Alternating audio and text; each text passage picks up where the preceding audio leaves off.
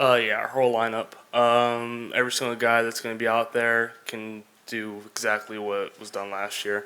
I don't think. I mean, I know it was Tommy White and Dylan for a lot of it, but it was not that at all last year. I mean, Beloso, Dugas, all those guys, like we just got on base and everybody cashed in. So I think it's be the same thing this year. Everybody's going to contribute, and we'll be good for that. Tommy, right here. Coach mentioned kind of you and some other guys, choosing to stay and kind of, so saying you wanted to kind of move forward, obviously, as leaders. What have you seen maybe from that group of guys and for personally for you, wherever you feel like you've grown to be a leader for this team? Yeah, I mean, I had to come back. This is my home. I have one more year here, and yeah, just being that older guy now, part of the team. We got a really young team with a lot of talent. Just showing them how LSU runs and how LSU works and the standard that we have here, so we can leave it in better hands than we found it. Hey, Tommy. One, how are you doing after post-surgery? And then secondly, is there anything, maybe something we don't see, is there anything or what can you do to help elevate your game to get you all to where you're back where you need? Yeah, so surgery went well. It's awesome. I think so. Last year, opening day, it popped out, and it popped out probably 20 times throughout the year. So I was playing, popped out in the dog pile. So it was definitely a struggle throughout the year and something I had to play through. So I'm excited to finally play healthy. I mean, I was battling adversity all last year, and now that we're finally healed up and fixed up, should be fun. And then some things to elevate your game back when you get back to the national championship. Yeah, I think for myself, just narrowing my zone, swinging at pitches that I can drive only. I tend to be a really, really aggressive hitter. I'm not going to lose that aggressiveness, but just be a little more selective.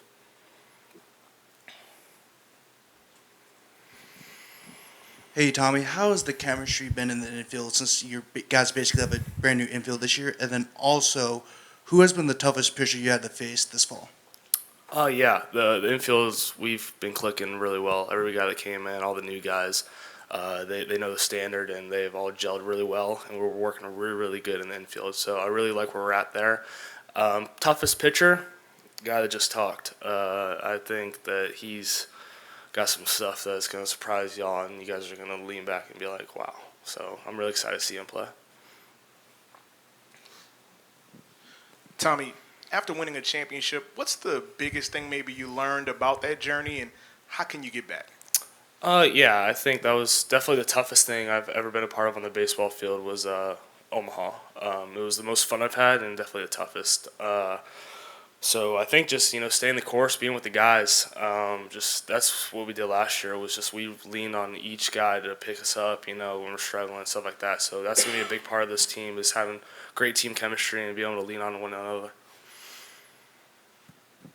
How do you keep it fresh too, though? Right, like you guys have had that experience. Obviously, new guys haven't. So how do you keep it fresh for the old guys? Yeah, so everybody thinks we're defending. That's not even close. We're attacking. This is a brand new opportunity, brand new team, and we're taking every day like it's our last. So I'm excited. I don't really think about last year now. I'm just excited to get back there and attack each pitch, every out, and be a fun season. How's Bear doing over at first? Good, good. Yeah, I really like where he's at. He's awesome.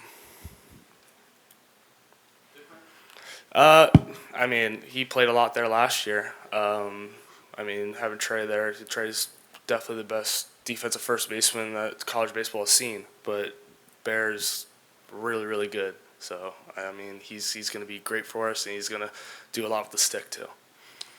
Yeah, just kind of building on that a little bit. Ethan Fry, Paxton Kling, Jared Jones, Brady Neal. This was kind of the core young group that really got a chance to watch and see what it takes to win that championship last year. Just what have you seen from guys like that are back for their second year, and how impactful they're going to have to be for this season? Maturity. They've matured like no other. I think they kind of got the memo during the season last year of how this place is run and everything, and they've showed a great example for the younger guys that came in. So I think that was a big part of it, is just maturity and how they know college now. Tommy, obviously you were out for the fall, so what did you sort of learn about yourself, the team, your own game while you were sitting out for so long? I definitely found out that I love baseball more than I thought I did. It being taken away from me, it was definitely the hardest thing having to watch. I've never been in that situation before, having to watch baseball. I've been always out there playing. So it definitely found a new love for the game that I thought I always loved it, but now I know I really, really love it. So this is something I want to do for the rest of my life. Hopefully I can. And so yeah, that was probably the biggest takeaway I had from the fall being out. How's Jay changed, if at all? Same. He's more determined than ever, ready to attack. You know, this is what he wants to do. He wants to build a dynasty, and that's what he's doing. Tommy, if I could ask you a couple quick questions. Luke Coleman coming over from Alabama, what kind of addition is he to your staff? Huge. Great fastball, great secondary. He's an awesome person, great locker room guy. He's going to help us out a bunch. And, I mean, him being here, he's already experienced the SEC, so he knows what it's about. So, yeah, I think he's a great addition. He's going to help us out a lot.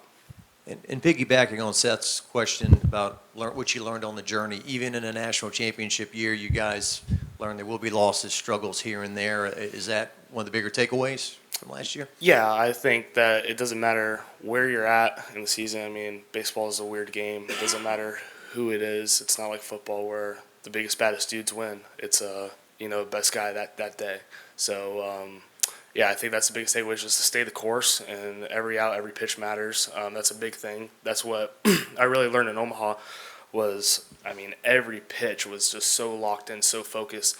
And if we can be like that all year because we have that experience, so we know that every pitch matters, it'll be pretty dangerous. What's the plan for you over the next few weeks just to, get up to speed again and try to catch up in terms of at-bats and swings and all that sort of stuff? So I'm hitting every inning.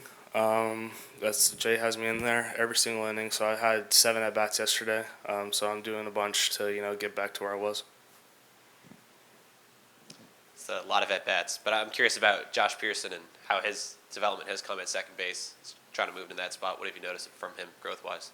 Yeah, I mean, he's a really good second baseman. I've not expected that, but, he's doing what he can do. He's holding his own, and he's going to be a great addition over there, and he's going to play there for a while, and he's going to do his best. And, I mean, I think it's Gold Glove material. He makes all the routine plays and makes all the diving plays too. So he's something that surprised me a little bit. But, I mean, I was the one that told him that he told me he came in as a second baseman, and then they put him in the outfield. I said, you need to tell Jay that you can play second base because we need a second baseman. And he took that role, and he's not looked back. And, I mean, you wouldn't think that he played any other position.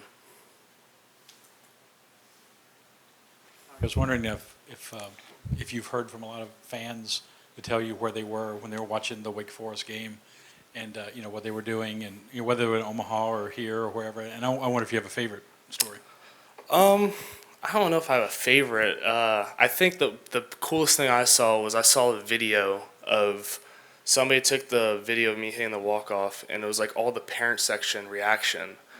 That was the coolest thing I've seen. It was how cheerful and how joyful. And then, I mean, watching all of our guys come out of the dugout, I mean, it brings a tear to my eye. And it was awesome, special moment. But, yeah, that was probably the coolest thing. Hey, Tom. A lot of people talk about your leadership, how you're one of the guys that commands the team. What is your leadership style? I like to lead by example if I can. I will be vocal if possible, but I just try to do what's right and, just lead by example and show them how it is by not really talking or anything. But, yeah, that's just how I am. That's how Dylan was, and I just watched Dylan all last year and just tried to copy his style because, I mean, dude's the greatest to do it. You were talking about the home run. I think you saw the kids that dressed up as you for Halloween. Yeah, and whatnot. What'd you think about that? I think it's awesome. I mean, I definitely have a unique look on the field, and for kids to embrace that, it warms my heart. It's awesome. That's why I do it.